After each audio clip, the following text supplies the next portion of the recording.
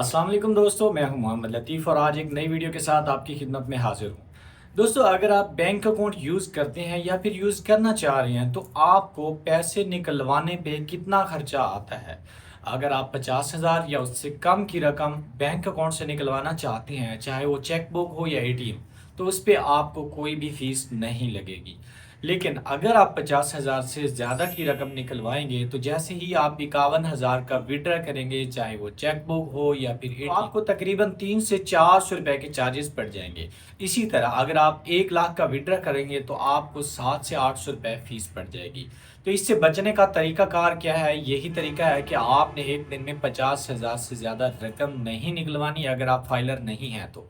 अगर आप फाइलर हैं तो वेल एंड गुड, आपको सालाना फीस पे करना पड़ती है, लेकिन उसके बाद जो है वो आपको चार्जेस नहीं पड़ते। चाहे आप 1 लाख, 2 लाख या 5 लाख जितने भी विड्रा करेंगे, आपको कोई भी चार्जेस नहीं पड़ेगा।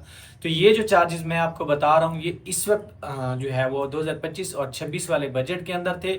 अभी क्योंकि नया बजट आने वाला है तो हो सकता है इसमें कुछ चेंजिंग भी हो जाए, लेकिन फिलहाल जो मैं आपको चार्जेस बता रहा हूँ यही हैं।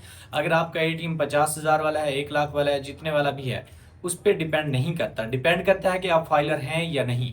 अगर आप फाइलर नहीं हैं तो आपको चेक बुक से भी टैक्स पड़ेगा। और आपने 50,000 से कम रकम निकलवानी है, 49,500 निकलवा लें, बेहतर है। लेकिन अगर आप ज़्यादा अमाउंट निकलवाना चाह रहे हैं तो आपको फ़ीस पड़ जाएगी।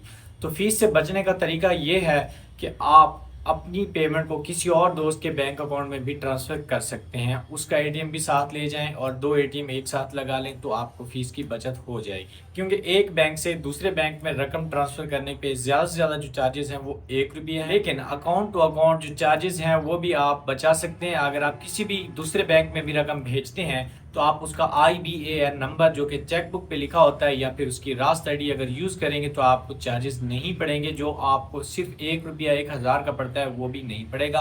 आप चाहे 10 लाख ट्रांसफ़र कर लें, चाहे 50 लाख कर लें, ये डिपेंड भी करता है आपके बैंक की एक दिन की रास्त की लिमिट कितनी है। तो आप ट्रांसफ़र करते हैं एक बैंक से दूसरे बैंक में तो उसमें आपको चार्जेस नहीं है। आप जैज़ कैश इजी पैसा में ट्रांसफ़र करते हैं उसमें भी आपको चार्जेस नहीं पड़ेंगे बज़रिया रास्त।